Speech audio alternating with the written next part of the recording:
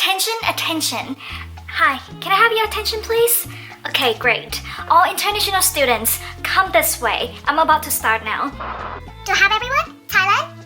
Okay, China, India, Vietnam, Indonesia, Colombia, Spain, who else? Malaysia, Germany, Brazil. Great. Alright, it seems like I get everyone. If I'm missing someone, sorry about that. So now listen everyone. Shh, Thailand, please stop talking. You will have time to get to know each other, okay? Okay, great. First of all, everyone, welcome to the orientation week. My name is Pichy, but please call me Miss Pichy, okay? So, congratulations to all those who decide to come to study in Australia. You made a great choice. So today, I'm gonna be helping you and going through all the things that you don't know about studying in Australia. If everybody's ready, please put your phone up and click subscribe and turn on the notification bell so you don't miss any good advice from me, alright? Okay everyone, without further ado, let's get into it.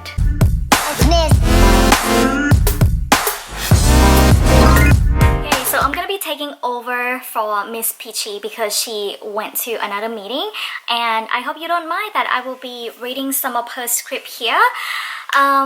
Okay, so today we're gonna be talking about what people don't tell you about studying in Australia, and I will be covering things that you needed to know and you should know whether you're already here in Australia or you are planning to come to Australia. This would be really benefit for you to know in advance.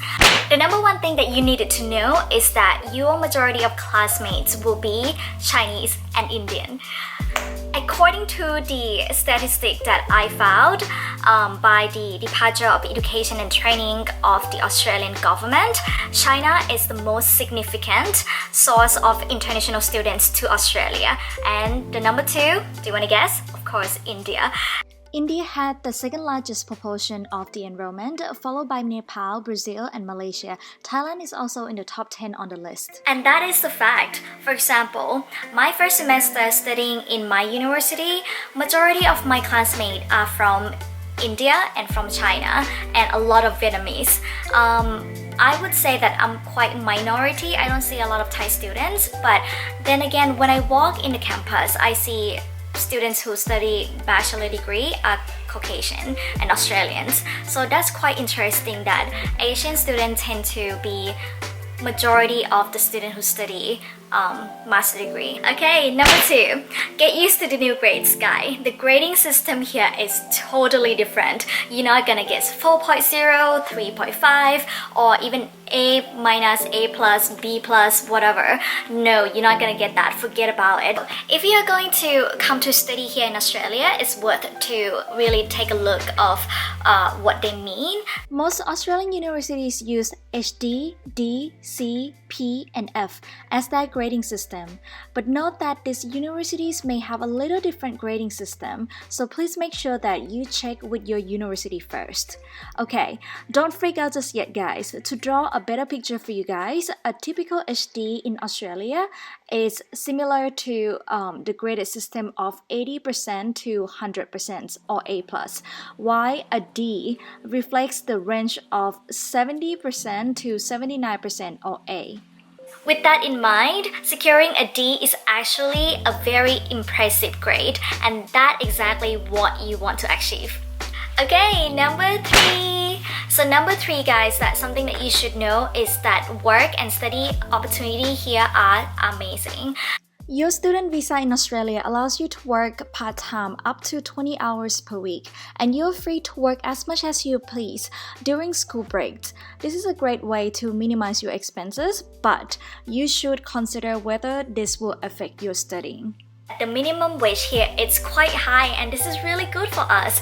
So in Australia, currently the minimum wage is $19.49 per hour, and the students can easily find work as tutors in retail or in tourism, whatever that you can find. And this is really good because then you can get the work-life experience as well, not just about studying. And not only that, guys, if you are truly enjoy studying and living in Australia and you may tempted to stay a little bit longer, Australia also offers we call a temporary graduate student subclass 485 that allows some of the international students to stay in Australia and continue to work full-time after they have graduated. So that's really cool because you get to collect your job experience and career experience before you go back to your country. So you can use this rewarding experience in Australia to negotiate for a better position and a higher salary in your country, especially in Asia country. This is really important that you have a high education in abroad. And number 4, something that you should know is that you have to get used to the informal approach in your classroom between you and your professors and other students from other countries as well. Australian culture is quite informal and joking around, is literally part of the interaction. And the most weirdest thing that I have to follow this is that I have to call my professor by their first name. Because of the hierarchy here in Australia, it's not as significant as some of the Asian country like Thailand, like Japan or China. So it's quite weird that we don't call our professor and teacher by their title. You should expect that your teacher will introduce themselves by their first name and they expect you to call them by their first name. So for example, if I'm a Professor Pichy, you need to call me just Pichy. I know it's gonna feel and sound really weird at the very beginning, but then at some certain point of time, you will get used to that. I just want to address that when you call someone by first name here in Australia, it doesn't show that you are disrespect to them. I know that when we learn English, our English teacher kind of taught us to call other people by their last name and then maybe by their title. But here in Australia, it's really normal and typical that you will be calling other people by their first name. Okay, next is number 5. Things that you should know is that you are expected to be an independent learner or a critical thinker. And honestly, I never even heard about that before. I don't even know what the critical thinker is. So I am here 100% with you. But now let me tell you, the independent learner is an independent approach to learning. In my country or some of the Asian country, you may get used to be given a strict homework or instructions or assignments by your teacher, but you can't expect that here. In the school or university in Australia, much of your learning will be independent, reading and homework. You will have more freedom to complete tasks in your own, and but also you will have the responsibility to manage your schedule alone, and that's quite challenging for a lot of Asian students, but you will get used to it and you will learn step by step.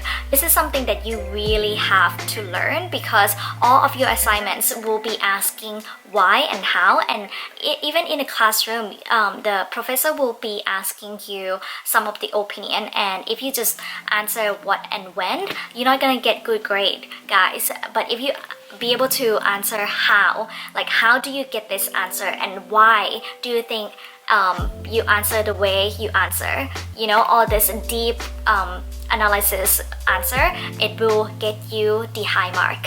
For me, at the very beginning, I struggle about this critical thinking based on my education in Thailand. I tend to be a follower and a passive learner where I will just follow whatever that my professor tell me to do. When I first came here, it's quite struggling that I have to be able to think on my own and apply a lot of how and why to all type of topics that I'm about to answer. I can't just give a surface answer, but I have to give a really deep type of kind of researcher of answer. And when I kind of understand the whole concept of that make me get a really high mark.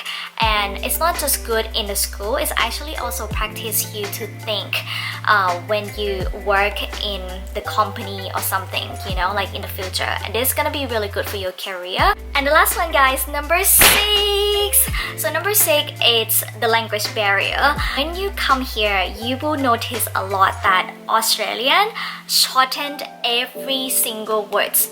Not every single word, but majority of all the words. They tend to be kind of laid back about their language. So instead of like having a proper formal language that we learn from our country, when you come here, you will get to learn so many slangs. Even Australian, you call them Aussie.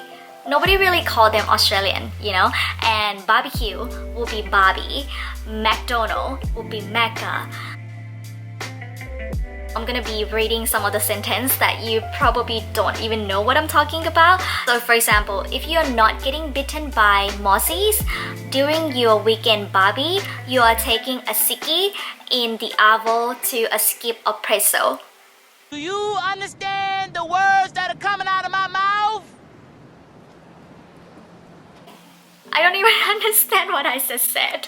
So, technically, what I just said is that if you are not getting bitten by a mosquito during your weekend barbecue, you are taking a sick leave in the afternoon to skip a presentation. So espresso is presentation, a barbie is barbecue, a sickie is sick leave, avo is afternoon. Guys, it's gonna take time for you to learn all of this. For me, I already been here for a year. I still not get used to this, but I know quite a simple and the common words that they use a lot in the daily life. This slang, guys, you will find it so common to be used in school or work environments as well as in a general conversation. So it's something that maybe you need to learn. Okay guys, so that's all for today, and I hope that you get some of the information that you needed to know. And for next video, I'm thinking about doing the cost of living in Brisbane, Australia, where I'm currently studying and living right now. So if you guys want to know, please leave a comment below, and don't forget to give me a thumb up for this video if you like it, and make sure that you subscribe, like, share, and I will see you next week. Love you. Bye. สวัสดีค่ะ